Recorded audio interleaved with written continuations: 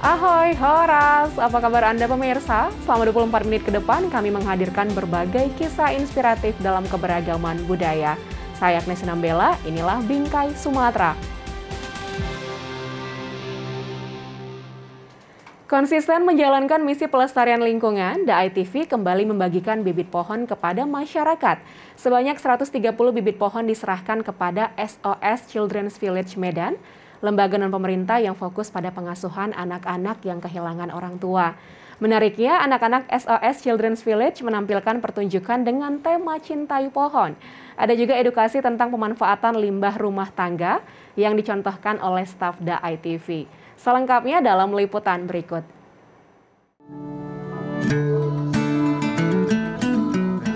SOS Children's Village yang berada di Jalan Seroja Raya nomor 150, Tanjung Slamet, Kecamatan Medan Tuntungan, menjadi lokasi aksi tanam pohon kali ini. Kegiatan yang diusung DAI-TV ini didukung oleh Bank Mestika dan BPD ASHL Wampus Seular. DAI-TV juga bekerja sama dengan Bank Sampah New Normal serta FK Puspa atau Forum Komunikasi Partisipasi Publik untuk Kesejahteraan Perempuan dan Anak Sumatera Utara. Sebanyak 130 bibit pohon diberikan kepada SOS Children's Village. Bibit pohon yang diberikan merupakan pohon buah seperti pohon rambutan, durian, mangga, dan jambu. Sebagian bibit pohon ditanam di halaman kawasan SOS Children's Village Medan. Sebagian lagi akan diberikan kepada komunitas mitra SOS Children's Village yang ada di beberapa titik di kota Medan. Nah, rencana kami itu untuk di lembaga kita sendiri nantinya, proses tanaman bibit ini akan kita bagi ke rumah pengasuhan kita yang ada saat ini di sini, yang lebih kurang ada 2 hektar ya. Kemudian kita punya 3 komunitas yang ada di Kuala Bekala juga, kemudian di Desa Tembung dan Desa Amplas. Jadi akan kita berikan ke komunitas tersebut untuk ditanam oleh keluarga. Dan harapannya dengan adanya bibit ini juga bisa menjadi income generating ya ke depannya ya, ketika pohon ini bisa menghasilkan juga. Jadi bisa menambah sumber pendapatan daripada keluarga tersebut. Menariknya, anak-anak SOS Children's Village Medan juga menyuarakan keresahan mereka terhadap isu penebangan pohon melalui pertunjukan drama. Sebanyak 15 anak tampil melakoni drama yang bercerita tentang penebangan liar di hutan Indonesia dan bagaimana kerugian yang dirasakan oleh anak muda sebagai generasi penerus. Aku berperan sebagai anak desa, dan itu aku menjaga tanaman gitu, menjaga-jaga pohon. Karena anak desanya itu kan suka sama pohon gitu kan, nah gitu. Kayak menjaga pohon atau menjaga lingkungan. Itu menceritakan tentang pemotongan atau penebangan liar. Nah, penebangan liar itu kan sebenarnya tidak baik untuk dilakukan sama manusia kan. Karena efeknya pasti lebih tinggi gitu kan, seperti tadi kan ada airnya, itu menimbulkan karena nanti kita akan merasakan ada rasa kebanjiran gitu. Nah terus nanti ada hujannya juga kan. Tidak hanya itu, anak-anak SOS Children's Village Medan juga mendapat edukasi tentang pemanfaatan limbah organik. Bank Sampah New Normal menyampaikan tentang Takakura, salah satu metode pengomposan dari peneliti asal Jepang, Koji Takakura. Metode yang satu ini menciptakan pengomposan kering dan tidak berbau. Sementara itu, staf DAI-TV menjelaskan tentang ekoenzim, cairan multifungsi yang dapat digunakan sebagai pembersih rumah tangga. Kedua metode ini sama-sama menggunakan sampah organik seperti limbah sayur maupun buah. Jadi rencananya kami, DAI-TV tetap akan membagikan bibit-bibit pohon kepada masyarakat yang meminta. Aksi yang kita lakukan ini hanya sebagai pemicu, ya. Kami berharap semua masyarakat, ya, stakeholder, mari kita sama-sama menanam pohon, melestarikan lingkungan dengan berbagai cara, ya. Salah satunya menanam pohon ataupun membuat ekoenzim ataupun yang tadi kita lihat sama-sama membuat takakura. Apapun itu untuk menjaga lingkungan, menjaga bumi ini lebih asri dan lebih baik lagi untuk ditempati. Sebagai televisi cinta kasih kebanggaan Indonesia, The ITV akan terus ikut ambil bagian dalam membangun kesadaran masyarakat melalui aksi-aksi pelestarian lingkungan.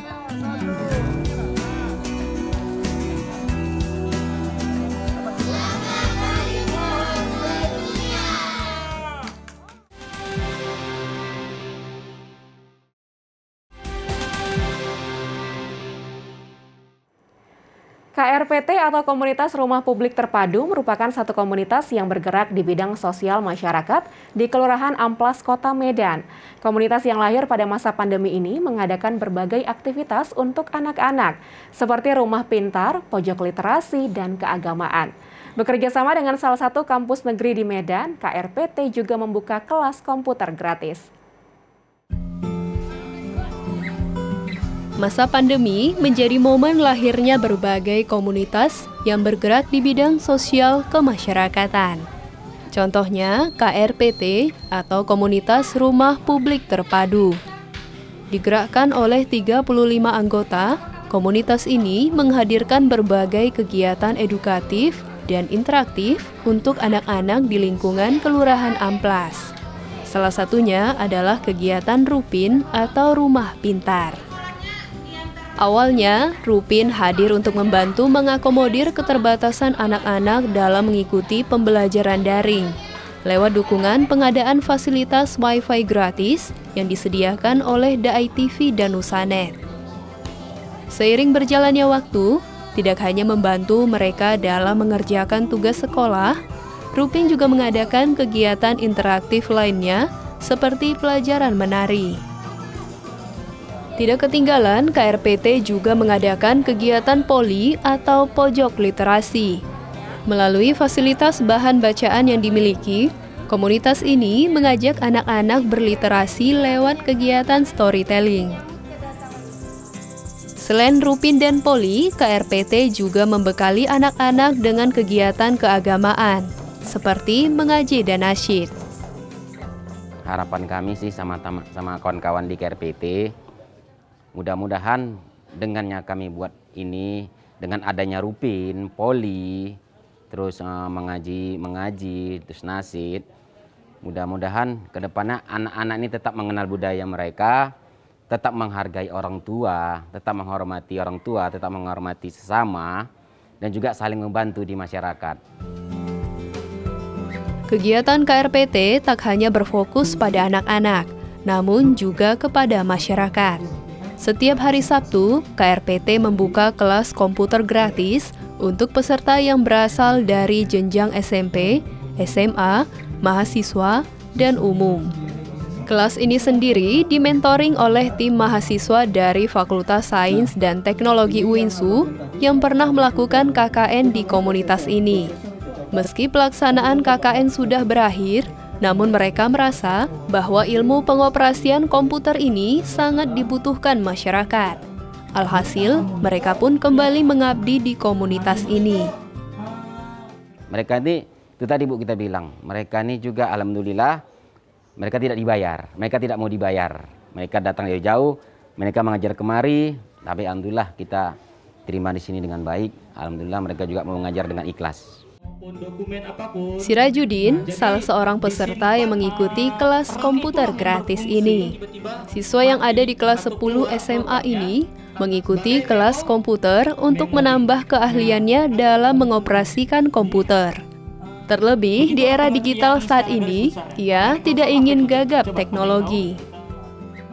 Tahu fungsi-fungsi komputer itu apa, cara cepat untuk membuat sebuah teks-teks. Kedepannya saya memakai untuk menerima ilmu ini untuk mencari kerja, untuk menambah ilmu komputer saya. Ya, saya harap rekan-rekan KRPT ini kedepannya tetap seperti ini dan kalau bisa makin maksimal. Dan berharap juga semakin banyak masyarakat kita rangkul untuk bergabung bersama kita di KRPT ini. Karena memang fokus kita ini untuk kemajuan lingkungan kita juga sendiri. Komunitas Rumah Publik Terpadu terus menebar manfaat di lingkungan Kelurahan Amplas, Kota Medan. Mereka seperti wadah yang siap membantu dan menciptakan generasi muda yang maju dari segi teknologi, karakter, dan iman.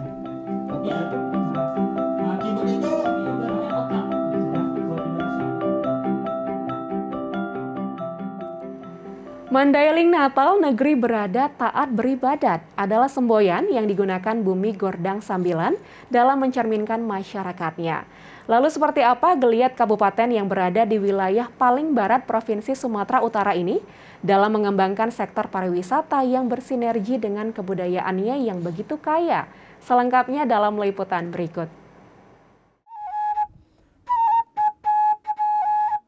Kabupaten Mandailing Natal, Sumatera Utara sesungguhnya adalah daerah yang kaya akan potensi alam, sejarah, dan budaya. Kabupaten ini merujuk pada suatu suku bangsa yang terdiri dari 15 marga. Sebelum melihat potret Madinah di masa kini, mari sejenak kita kembali melihat sejarah Mandailing pada akhir abad ke-14 yang namanya telah termaktub dalam kitab tertua di Nusantara, Negara Kertagama. Suatu bangsa yang memiliki peradaban yang tinggi dan berkembang dalam ketatanegaraan berupa kerajaan yang peninggalannya ada di situs ini.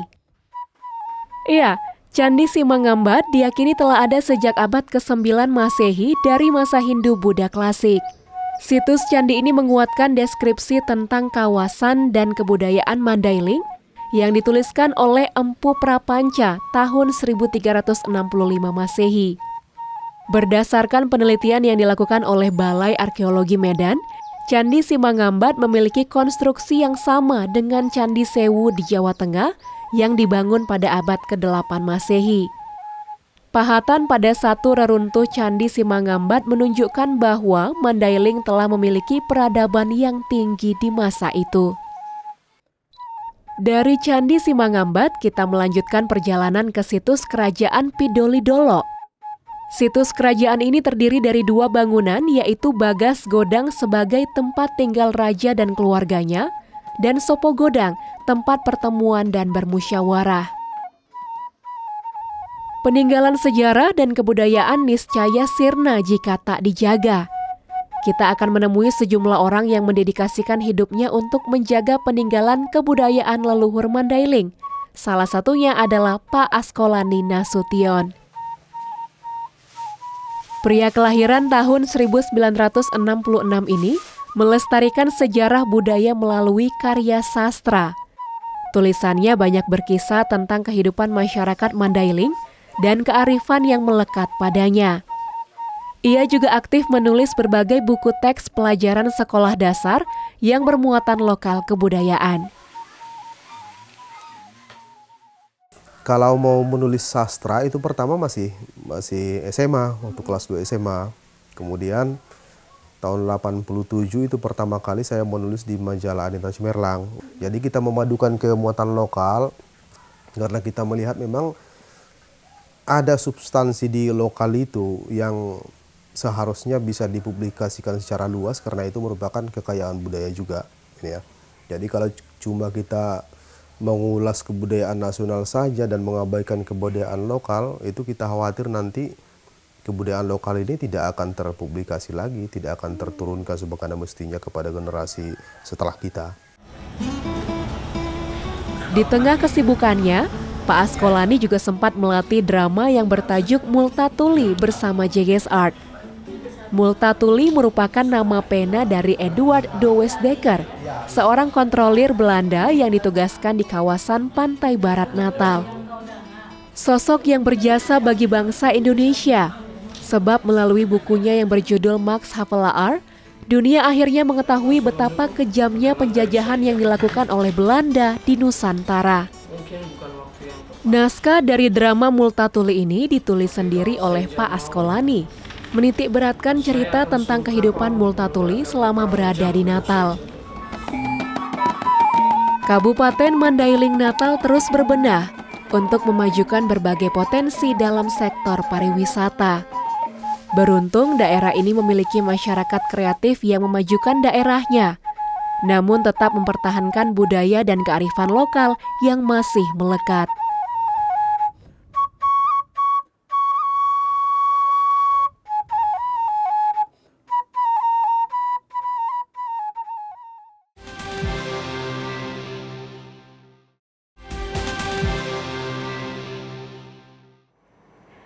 Muda dan energik, inilah yang menggambarkan Agung Prayogo, sosok muda asal desa Jambur Pulau, Serdang Bedagai, Sumatera Utara.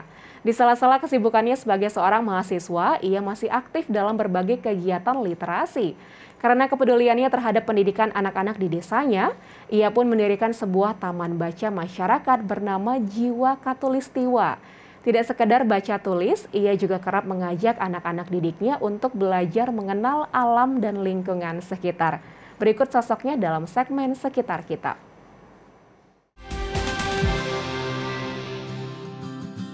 Anak-anak kan itu bagian daripada perubahan, agent of change-nya kita.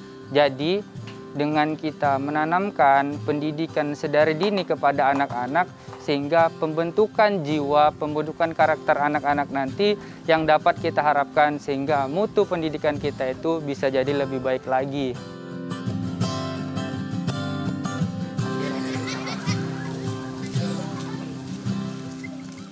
Adalah Agung Prayogo, sosok muda dan energik asal desa Jambur Pulau, Kecamatan Perbaungan, Serdang Bedagai. Sebagai anak muda yang peduli terhadap dunia literasi, ia mendirikan sebuah taman bacaan masyarakat bernama TBM Jiwa Katulistiwa. Ia memanfaatkan teras rumahnya menjadi lokasi taman baca bagi anak-anak sekitar.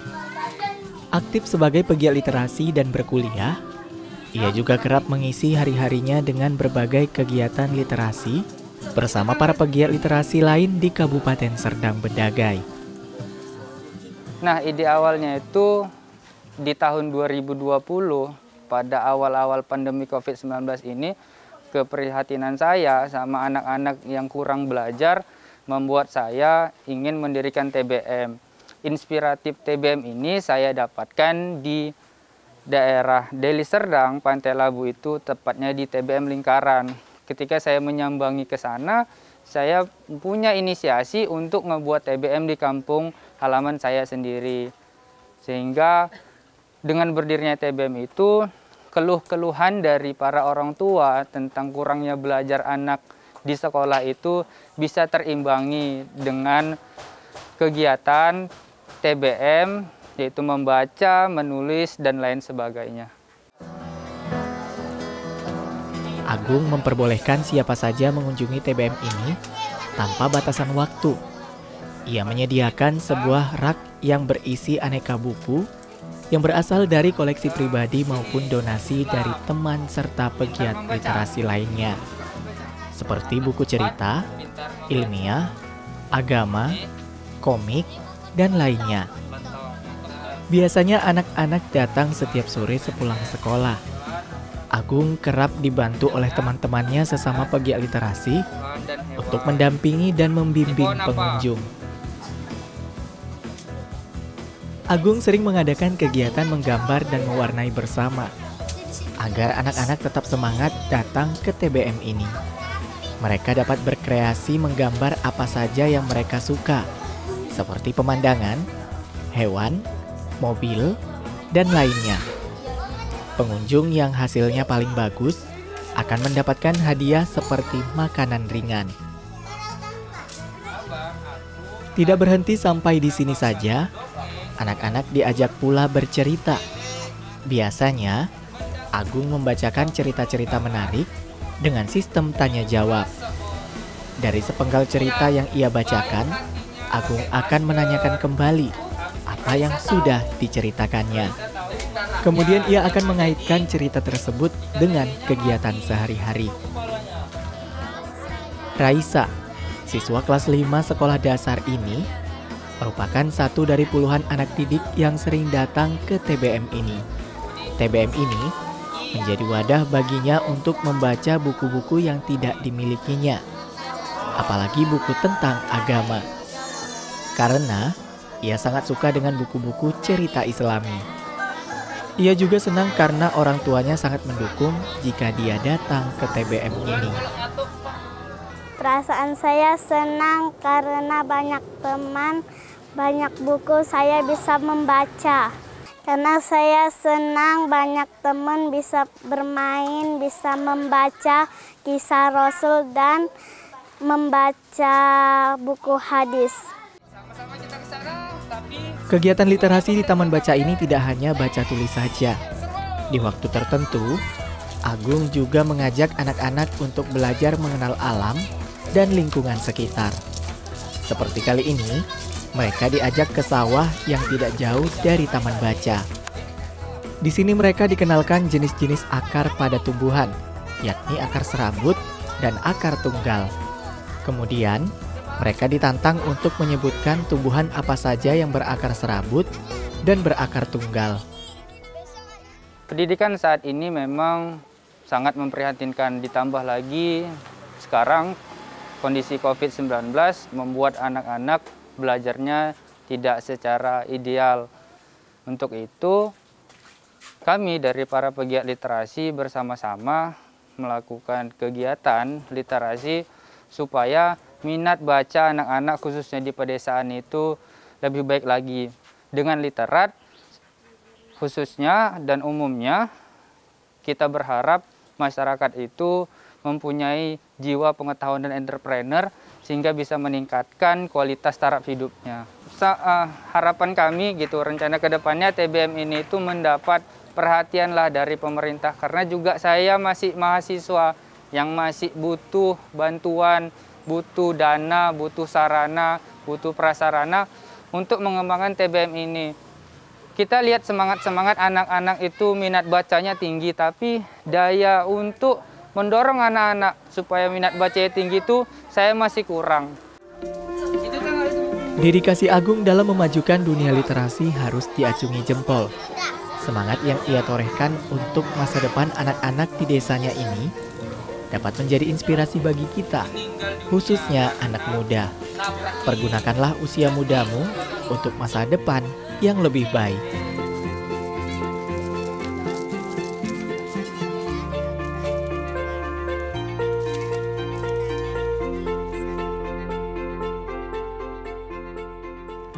Sekian program Bingkai Sumatera, jaga diri Anda dengan menerapkan protokol kesehatan 5M dimanapun Anda berada.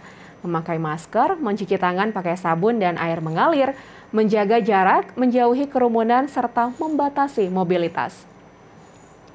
Tetap semangat menyebarkan kebaikan, saya Agnes Sinambela pamit, sampai jumpa.